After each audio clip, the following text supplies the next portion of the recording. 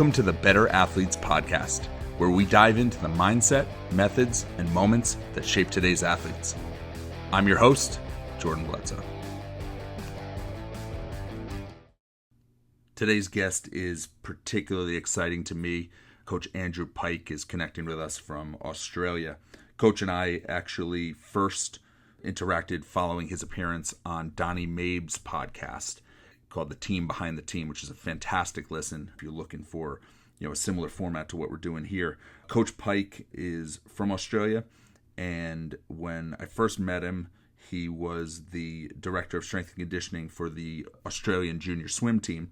Did that from 2017 to 2020. But he's just a fantastic coach, an amazing person to listen to and learn from, has so much experience, sent players to go on to play professional rugby, soccer, basketball, cricket, about as eclectic a strength and conditioning career, not to mention the insight into all the different things that they're doing down under, especially with their Olympics that will be hosted in 2032, down the road. So, Coach Andrew Pyke, thanks for making the time to get on with us today. Thanks, mate. Pretty cool to be on a podcast on the other side of the world. So, yeah, the pleasure is mine. Thank you very much for inviting me. Yeah, absolutely. And for everybody listening that doesn't quite know when we're recording here, I'm in New York at 3 p.m. You're in Australia at 5 a.m. Is that correct? 5 a.m. Yep. Yeah, way bigger lift than I think we either of us expected to try to get this lined up today. Yeah. All right, so I gave everybody kind of a little bit of an intro on your career before we got on here. Tell us a little bit about how you got into strength conditioning and coaching in general. Well, look, I'm sure it's a common theme, but failed athlete, I believe, is always where most strength and conditioning coaches end up. Or I think in my case, one of those athletes that was always really good at the training component of sport, but didn't really have any skill or talent, which means you're probably more suited to the weights room or the track. And then similar to a lot of other people, started as a personal trainer, group fitness, gym reception, made my way through university studies in Australia. Went a bit of a unique path because then I became a HPE teacher. So I've never in my life actually worked full time as a strength and conditioning coach. It's always been contractual gigs that I've taken outside of my teaching. In big years, like in Olympic years, I've reduced my teaching load just so I can give those athletes that I'm working with that attention, care, load monitoring, etc., to get them going. But yeah, that's essentially how it's been. It's always been teaching and then coaching outside of school.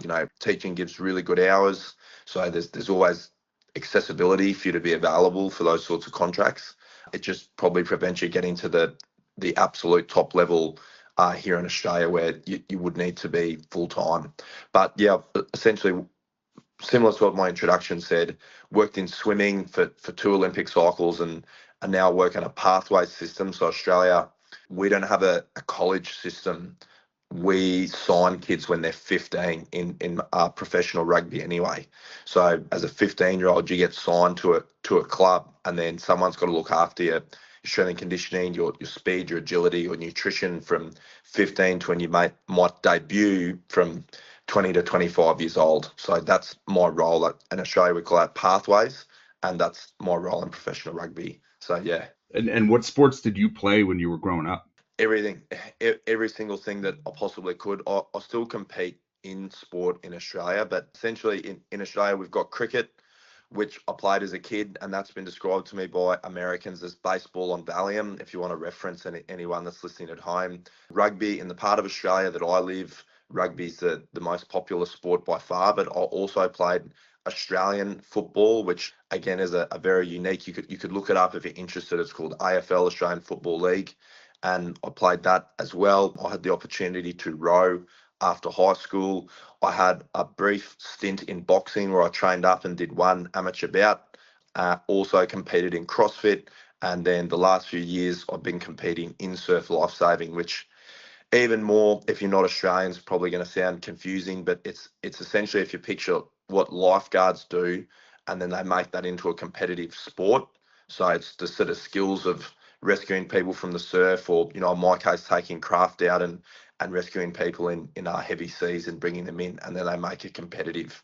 So yeah, track and field and cross country and basketball as well. I played anything I possibly could. That's really interesting because up here in New York, kids are starting to kind of specialize extremely, extremely young. So in our kind of area, I think my athlete population is almost 80% lacrosse players. I coach my son's lacrosse team. We train so many lacrosse players. I never played lacrosse in my life. And it's one of those things that when I'm hiring new coaches and we're describing who we work with, and they're like, whoa, I've never been anywhere near that sport, and kind of having to help people traverse the fact that, understanding the way the body's supposed to work, being able to assess and evaluate an athlete, and then create programming that fits what their demands of sport are going to be. You didn't have to be there for, your experience to be extremely valuable to them. You're dead on with that, mate, because when I worked in swimming, I was never a competitive swimmer. And, as you and I both know, because that's how we connected, was over swimming. It's a sport where they specialise. The club I worked at, they said at age 9 or 10, you had to be training 14 times a week for them to put them in your top squad. And in a lot of ways, when I started in swimming, my greatest career achievement was just not causing catastrophic injury or death, because I had no idea how to program for people that were training that much, or how to actually increase strength for someone who's training 15 times a week. And the coach actually said that he liked the fact that I was blinded, because then my opinion could complement what he was doing. I offered a perspective that he mightn't have got from other swimming coaches, because if you played the sport, then you work in the sport, you probably have an opinion on how it's meant to be. And that opinion might not necessarily complement the coach's, overall annual plan. So I'm with you. If you need a lacrosse strength and conditioning coach, I'm putting my hand up. Yeah, there we go. There we go. Always welcome in New York. One of the things you touched on there that kind of resonates a lot for me, in terms of core principles, is like staying in my lane. And I know you and I have talked a little bit about this in the past. And it's kind of how I connected with you in the first place, was, somebody that has been incredibly generous with his time with me in my career, is Donnie Mabe down at UT Austin. And you were on his podcast, and I was listening to it actually while I was shoveling snow. There were some one of those connections I'll remember forever. But you had said on there, anybody that wants to talk about this, reach out, and that's how we connected. What is that network like in Australia? Is it as competitive as it is in the U.S., or as you've experienced, or is it kind of a team atmosphere there?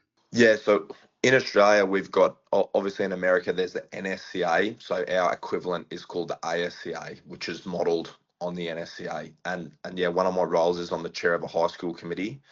And our whole purpose there is to connect and, I guess, provide examples of gold standard strength and conditioning. So we really encourage people to connect and to present. We have online events and face-to-face events. We've got our own podcast as well, which you're booked in. This is part of the trade. But yeah, we really encourage that connection, especially at a high school level. At a professional level, obviously it's a little more shut shop, because these are people that potentially could take your job, or if they know what you're doing, they could make you look bad on the field. But at our level, at high school and at academy, people for the most part are a complete open book. And I've gone and toured other schools, I've gone and toured other academies, and even some of the professional clubs in rugby have invited us to go and look at what they do. So it's pretty open in Australia. I think most of the time, if you connect with an Australian coach, they're going to be pretty open about what they do. And that's maybe as well because, we've only got 25 million people. So our sporting, I think the whole of Australia doesn't fit into Texas or California or something. There's something like that with our population. So because we have a smaller amount of people involved in strength and conditioning, when you go to the conference for a few years and it's the same people every year, it's the same couple hundred people. So it's almost impossible not to network with them eventually and get to know who they are and, who they work with and what they're like. I think that's fantastic. Here we have a lot of kind of private sector training, private gyms like my own, and coaches kind of, misunderstanding of what sharing of programming should be. Really, the product that athletes are coming to us for is our coaching, not our programming. It's so to be able to share that knowledge and that experience is invaluable to all of our kids. On that note, is private sector training, a thing in Australia? Yeah, yeah, 100%. And just not to the extent of America, where not with the advancement isn't there. It's like would say gyms like yourself, but there are private coaches that are doing great things, and we run into this at a school level all the time. You know, our kids in a school program and they want to get ahead, they want to do the right thing, so they go and enlist a private coach. They want to go into one of those private strength and conditioning studios. And in my opinion, the answer is always within communication. Exactly what you said before. People staying in their lane, communication, and then looking at how they value add to that program. So, as an example, I'm a track and field coach. I ran a school track and field program. I had a 16-year-old girl. She ran 11.6. So she went to the under 20s junior Olympics. She was extremely fast, setting state national records in Australia. She had a club coach as well. And that club coach had been with her since she was 7 or 8 years old. So here's a potential clash, who owns this athlete? Does anyone own this athlete? Like, who's responsible for their success? How do we find a way forward? If you can remove the ego from the situation, pick up the phone and talk to people face to face. Most people have got the goal of improving this person's performance. So how do you value add to that person's program? In my particular example, this girl was doing all of her sprint work with her coach, which was fine. But in my particular circumstance, the coach needed a few jump circuits completed. This particular athlete had a tight right hamstring, so there was some sort of prehab and rehab stuff that we could do. And the athlete really wanted to learn how to power clean because she had seen power clean at some of the professional meets that she went to. So straight away, you've got an opportunity to value add to people. So I've done it both ways. It's the same like as a teacher that runs school programs. When parents say to me, we want to get a private coach, I think that's a really good thing because I'm looking at 30 kids in a gym. A private coach can give you that one-on-one care. If they come to your gym, that they're going to do your testing protocols, they're going to get those strengths and weaknesses identified, and we can work through them. We've just got to make sure that we're not overloading. So where do we find the middle ground where it's the best circumstance for the kid? That's what I've always found.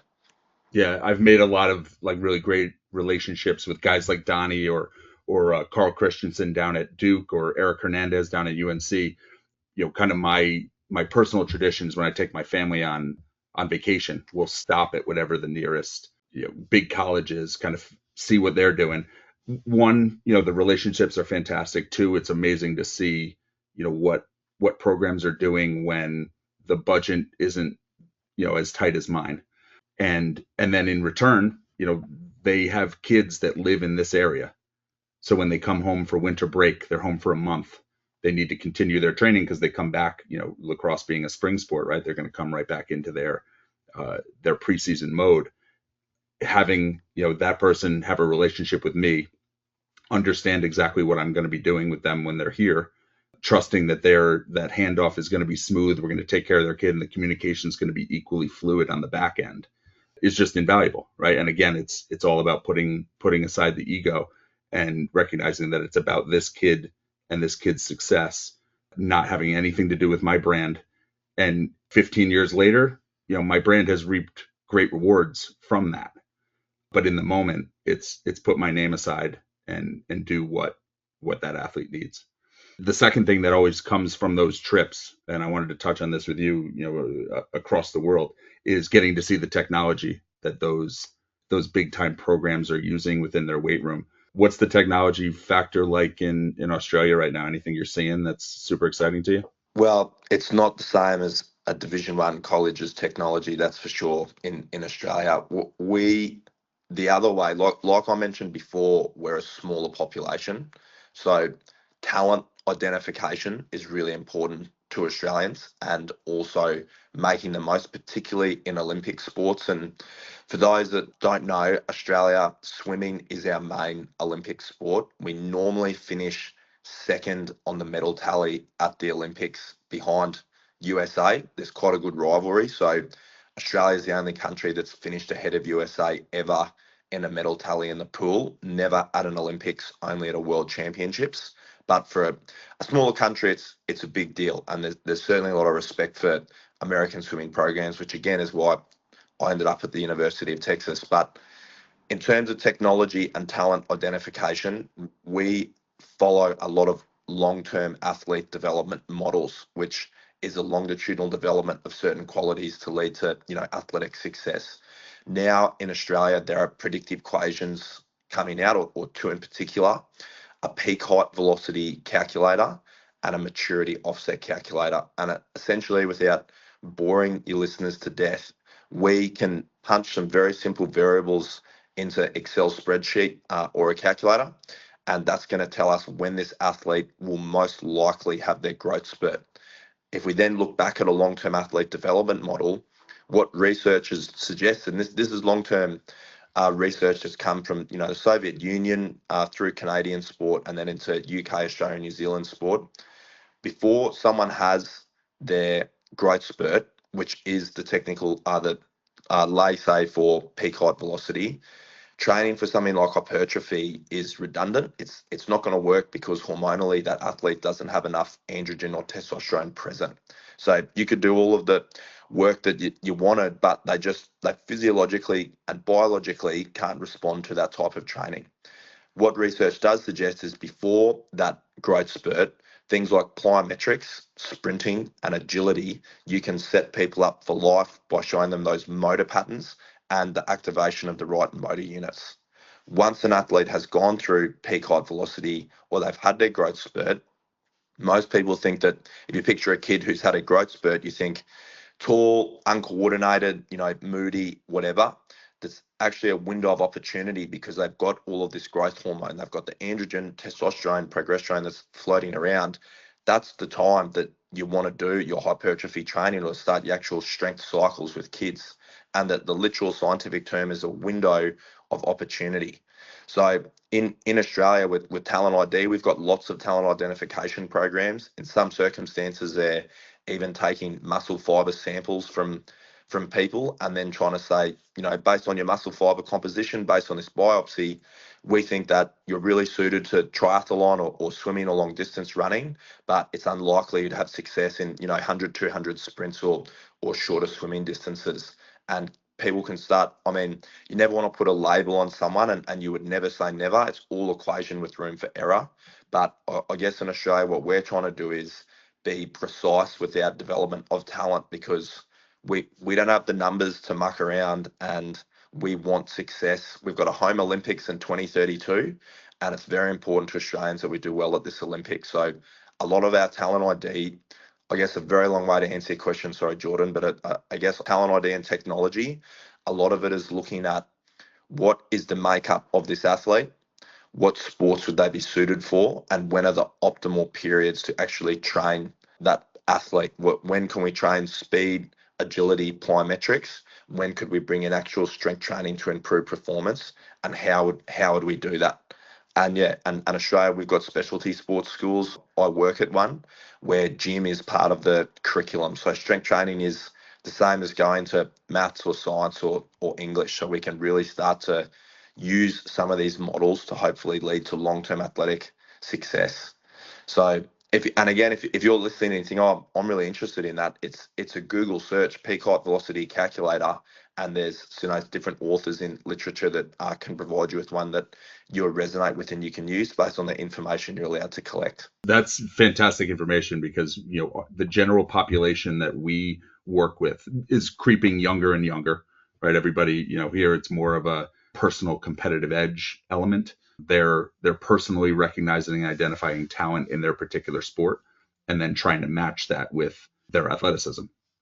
But within our evaluation process, a calculator like that would, really go a long way for us in helping know when to make those transitions. Because a lot of times, no matter what level of data we're trying to collect, it's always a guessing point of when they're going to hit that point of this being actual productive activity versus just, movement patterns that we're drilling in redundancy. So I will definitely be emailing you to get some of that information. That's fantastic. That is fantastic. Now, across those populations, right? So you guys are talent evaluating, it sounds like just as young as we are, maybe with different purposes in mind, but what population do you find the most enjoyable to work with? I think it's always a really big transition to take kids into the gym. So the youngest group that I take are between 10 and 11 years old. They're in year 7. So I think in America it'd be called junior high school. So it's their first year of junior high. High school's already enough of a jungle, and then they got to come to the gym. And for me, a lot of gym behaviors, again, is one of the big things I got out of America. There's behavioral expectations in a gym that kids simply don't know. So for example, there's a chin up bar there. Oh, I'll run and swing on it, or I'm going to go and try and muscle up, or what do you mean I have to bring a towel and a water bottle to the gym, or put my weights away, or this is how weights get stacked, or gyms get left, or this is what this bench gets used for, this is what this bench gets used for. So I enjoy trying to instill really good habits and behaviors in that particular age bracket. And I also find, and you mentioned it before with motor patterning, because their technique is probably the first thing that improves long before any sort of strength gains, to the satisfaction of having your progression or regression model and watching that in real time occur and seeing their athleticism improve because of it, even if it's like their running technique or how they change direction or how they squat or whatever. I find that probably the most satisfying part of my job.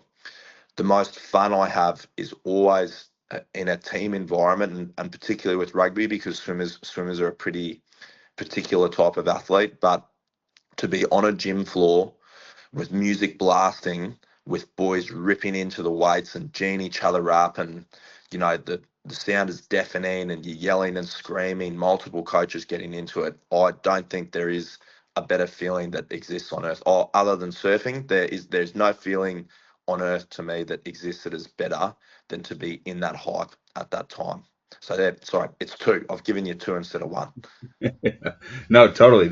It's very interesting, and I'm sure part of it has to do with us being at a similar point in our years in coaching. Is when I'm interviewing a new coach, that's one of my questions is always what population do you like working with? Where's your passion?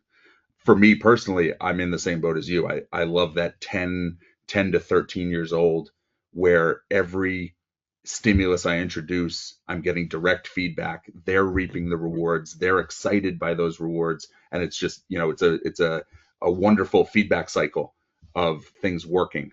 And then I'll get young coaches that are just like, no, you know what? I really feel like I connect with like that college, like that elite athlete. And I just roll my eye. I'm like, of course you do. Of course, Yeah, of course you were there a year ago. They need the least from you. And at yeah, this point in my career, that's just, not to say that it's boring. They're wonderful people, and we work with them a ton. But I'm looking for those kids that walk in the door and be like, oh, oh man, I could really change your life. So that's awesome to hear that kind of that same thing. And again, we're here it's a little bit different. High schools are just getting into hiring strength programs. So we've gotten into a couple high school programs, and again, having that weight room full of kids that all have the exact same level. They're all the same age. They all play the same sport and can just get after it in a weight room is a super exciting environment. It brings you back to when you were competing, right? I like to call it the itch, but that's as close as we get to the itch at this point in the career, right? Young coach watching this podcast, right, is looking at you and hearing your bio and all the exciting things that you've done. What's some advice that you would give to that coach on how to get to where you have gotten? I guess any opportunity that you get is going to be some chance for you to either develop or to network. There is no bad opportunity in the field of strength and conditioning coaching.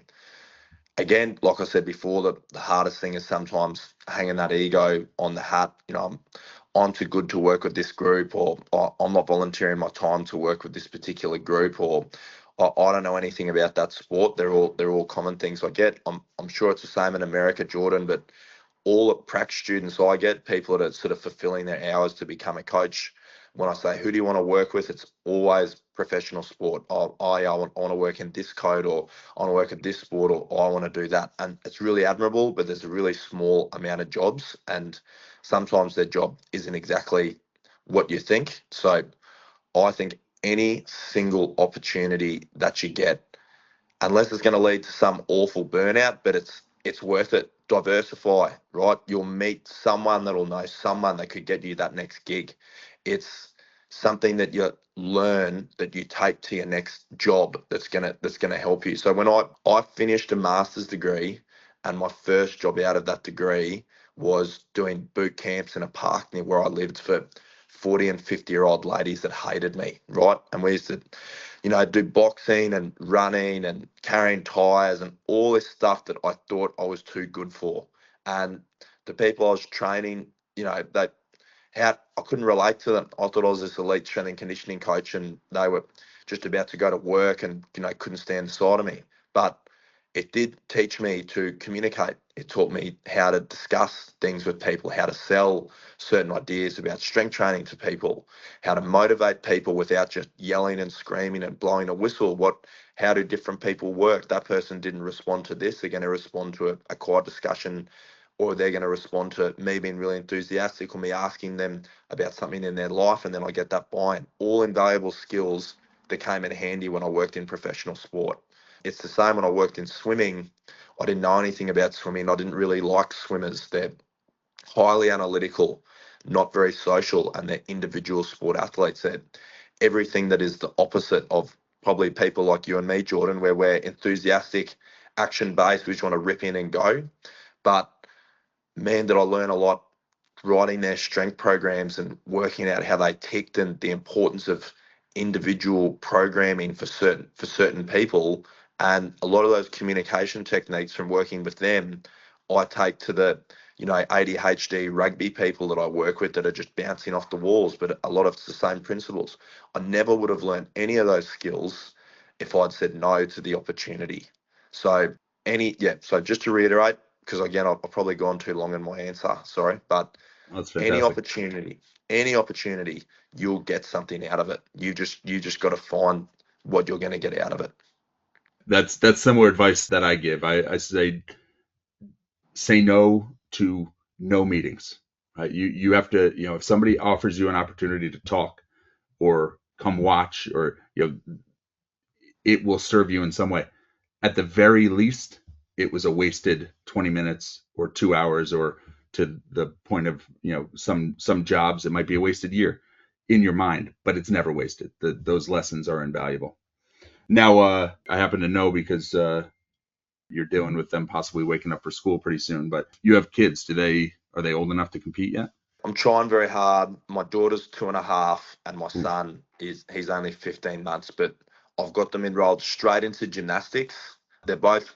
I'm 6'4", and I'm sort of an ectomorph, like tall and lean. I'm probably the worst build for gymnastics, but that won't stop my kids. They're going to learn all those core skills. I want them to be good, coordinated athletes. And then in Australia, sort of swimming and surfing, well, where I live is really popular, so I've got them in the water as well. But I can say unequivocally, Jordan, I hope you're the same as me. I don't want my kids to be swimmers. Other sports, yes. Swimming, no. Not Yeah. those hours, not that amount of training. Yeah. For us up here, it's, keep them as far away from hockey as possible. Yeah. The 5 a.m. ice time and traveling to Canada every weekend is, I promised I would never tell my kids they couldn't play a sport, but I will shield Yeah. them from hockey like it's the plague. Yeah. My boys are a similar split to your kids. I have a 9-year-old and a 7-year-old. They're 23 months apart. But they're kind of full blown into the lacrosse world and playing basketball and Nice. baseball, and trying to get them into golf because I've realized the relationship I have with my father now playing golf is one of those ones that would be a lot more fun even if I was good at it. So we'll try to get them going now too. So, I mean, this is down the road for you, but young coaches are always kind of wondering how am I going to balance the duplicity of my kids playing sports at the exact same time as my athletes are available to train. So I know you don't have any particular advice on that right now, but that's something that'll be interesting down the road. Obviously, your teaching career might lend itself to maybe a few less contracts and a few more.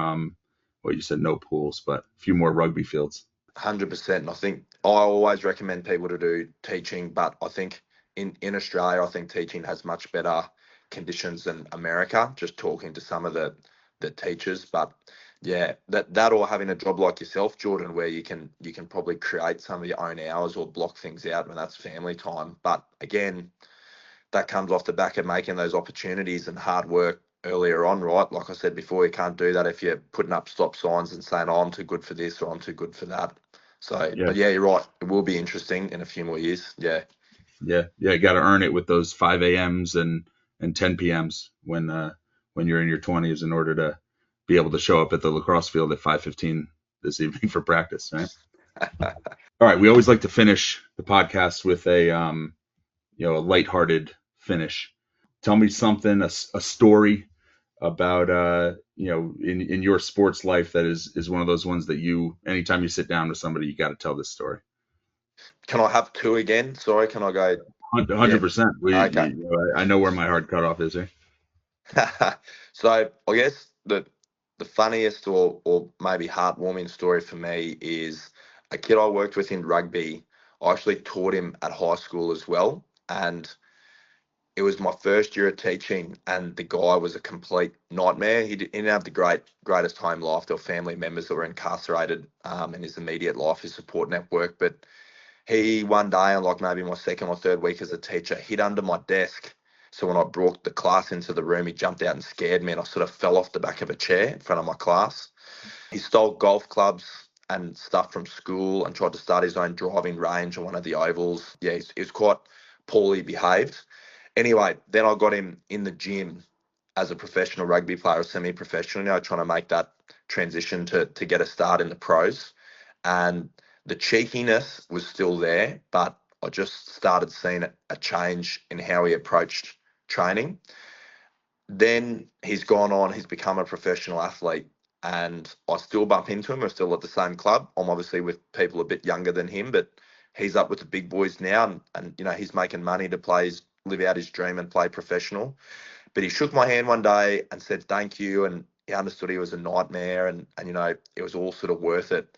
And then he said he still went back, even in the gym with the professionals. He still went back to some of the things I used to teach him in the gym, and he said he really missed the way that I taught him how to lift, because that's the way he resonated with, which shocked me because I just thought he was a nightmare. I actually couldn't wait to get rid of him. And when I saw him at the professional club, he sort of got expelled from my high school, went to another one.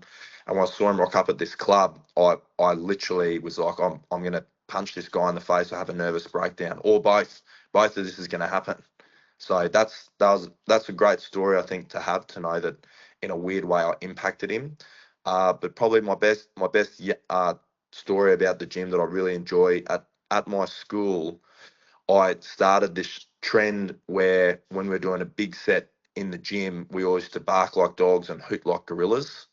And a member of the community called the police. So it was just an awkward discussion when the police rocked up to school, and I had to admit to my boss that I had encouraged students to bark like dogs and hoot like gorillas when they were doing big sets in the gym. I thought I was getting buy-in, and the kids certainly loved it.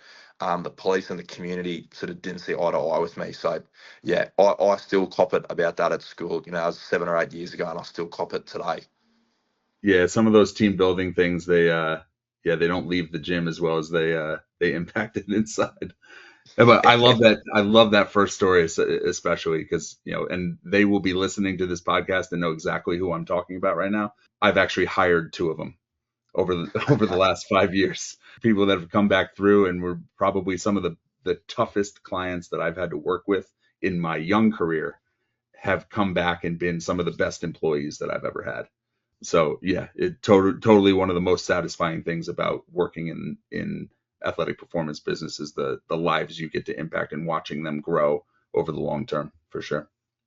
So, Coach, before we wrap up here, how can people find you? What's the best way to either get in touch with you or follow what you're doing on a day to day? As you and I know, Jordan, I'm pretty open with what I do, and I'm very happy to connect with people, especially in America, just due to the respect I have to the sports systems you have over there. I'm not big on social media. I try. Generally, I go on social media if my wife gets angry at me and says I have to go and like a photo or post a photo or something. So I am on there. I don't do a whole heap. I have a website, andrewpykesc.com.au, with my email. I'm happy to leave my email in the show notes, and I'm mildly active on LinkedIn, but I'm busy sort of coaching a lot of the time, because I'm not a private business. I don't need to update that stuff. So yeah, if you want to contact me on email, I 100% guarantee I'll get back to you, and I'm happy to talk shop. But that's probably the only way. And if you're really interested in what I do, the ASCA, the Australian Strength and Conditioning Association, we have a youth podcast as well, a high school strength and conditioning podcast, which Jordan's going to appear on soon. So you could come and listen to that as well, and that'll get us some sort of interest overseas. So if you wanted to hear what I'm doing, the podcast is the best way. But Jordan's got my email. I can leave my email there. You can connect with me, and I'm really open. Yeah, I can attest to that. You have been an excellent resource for me over the years, and I appreciate you taking the time today to chat a little bit. Awesome, mate. Like I said, that very humbled to be invited onto your podcast, and looking forward to when we don't meet, when we actually meet, when I can get back over there and see a facility, Coach. Yeah, absolutely. And try some pizza. That's our big thing up here. Got to come get some New York pizza and some bagels. Awesome. I'm all about it. And that was the Better Athletes podcast. If you enjoyed today's episode, please like, subscribe, and share. We will be back with another great guest. But until then, remember, if it were easy, everyone would do it.